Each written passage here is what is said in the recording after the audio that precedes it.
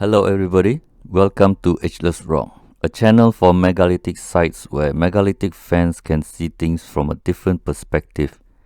In this video, we are going to see Machu Picchu from a different perspective, literally. Just like all the megalithic monuments around the world, this site has been a mystery since it was discovered. In space, there is no up or down. As far as the universe is concerned, we could be spinning vertically in a vertically spinning Milky Way galaxy. The universe is independent of how we draw our solar system. On this independent spinning blue rock, there is a mysterious place where no one knows what happened here. It is between the treacherous terrain of the Andes and the lush green of the Amazon rainforest. It is a border location where you can get very dry on one side and very wet on the other side. Just look at the terrain.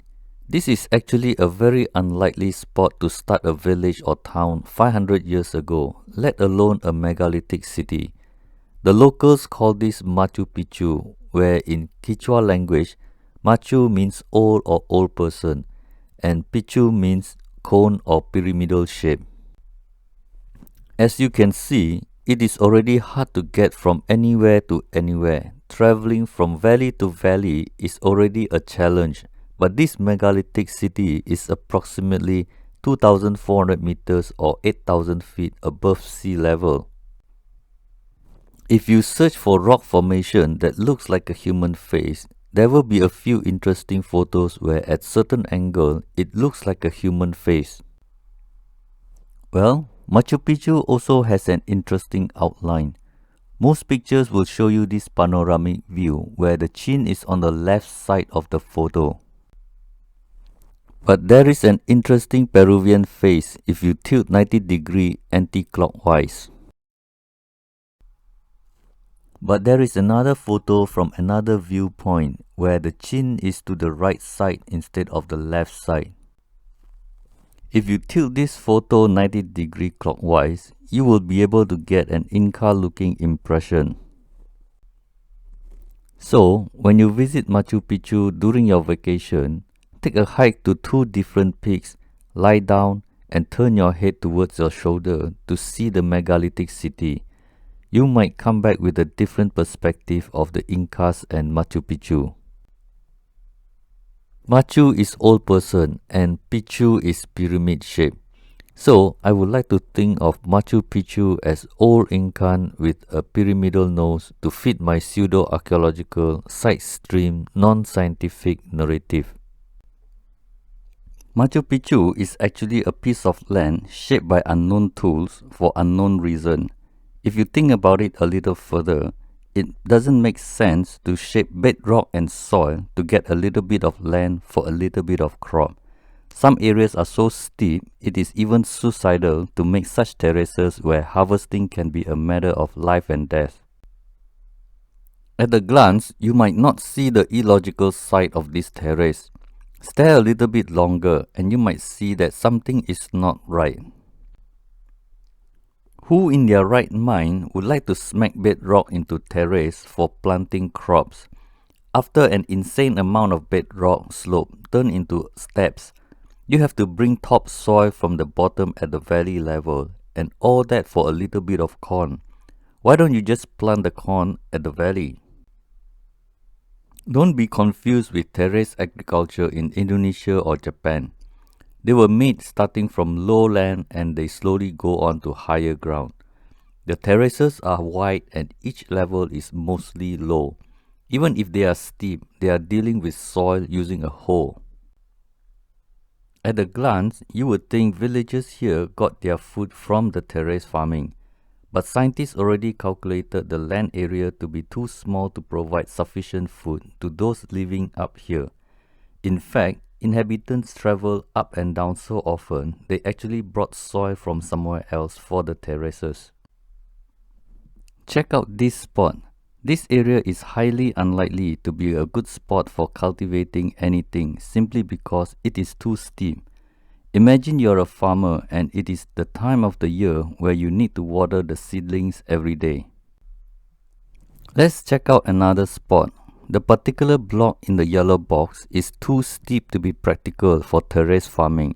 The ratio of height and width is totally disproportionate.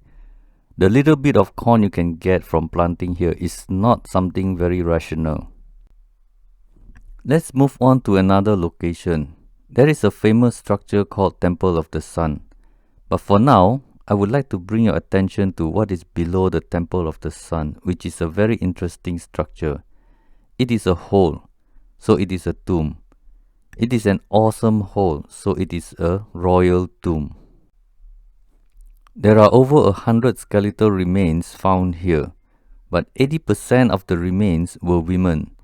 I think ancient Peruvians used it as a burial site because it is already there. If it is a royal tomb, it is 80% likely to be a queen. If this is a royal tomb, it is very unlikely the king or queen would like to share it with 100 other skeletal remains found here. But the rock melting technology and trapezoidal false window tell me that the unknown ancient builders were here first.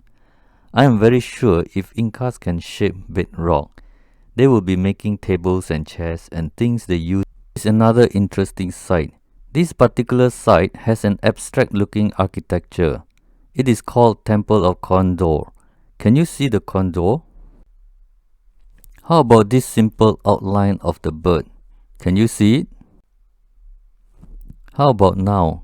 Can you see the vulture? It is supposed to show an Andean condor with its wings in a V shape. I highly doubt that Incas actually shaped the bedrock at the background to make it look like wings of a condor. And then they actually shaped the bedrock on the ground to make a head to match the wings. But if you look closely, you will realize that this is more likely some kind of rock melting technology to produce the big than stone hitting stone technology. I think to call this a temple is a product of imagination. One of the interesting spots is this monument, which is called Temple of Three Windows. It has a tall, upright monolith that seems to work like a sundial facing three trapezoidal holes that look like windows. The Incas believe there are three worlds. The heaven is known as Hanan Pacha, the earth is Ke Pacha, and underworld is Uku Pacha. The other theory is that these three windows, according to one of the ancient legends, was that the place where the three Aya brothers came out to found the empire. There are more than one version to this legend, but it is interesting to note that there was a flood and brothers turned to stone. Just for your info, three windows concept is not new to megalithic culture. Cave 3 in Aurangabad Caves in India has one of that for comparison. What we have here is three windows and a linga. Could it be a portal for connecting our world with another dimension, and a linga is a power source to make it happen? The outside of the structure has a huge odd-shaped block. No human engineering mind will make this no matter how creative you are. I am going to assume that 5 small rocks were made before a megaton block was placed on top. That means this polygonal megaton block was mostly soft like dough and just blend into the outline of the 5 small stones at the bottom. To me, this block of stone alone is enough to question who was responsible for such a construction.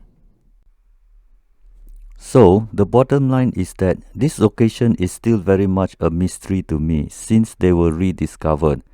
The locals may or may not have used this for rituals, but bear in mind that it was the Europeans who taught the world that the Incas built this as a temple. Ask a local shaman and they will have a different story. Anyone staring at these 3 walls, known as principal temple, will immediately ask who and how it was built. Archaeologists believe this is the main temple and ceremonies at large scale was held here during the Incan days. But the trapezoidal false windows and megalithic masonry with no gap tell me that we know nothing. Due to sinking floor, the walls are stretched down towards the right.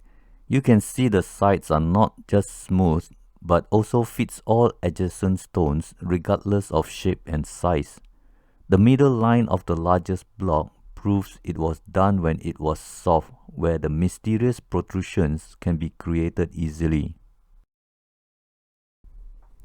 Well, I hope these 4 locations will give you a better idea of Machu Picchu. That's all for now. Hope you enjoy my short presentation on Machu Picchu and see you in part 2. This is Bernie Ong signing out. Tupananchis Kama.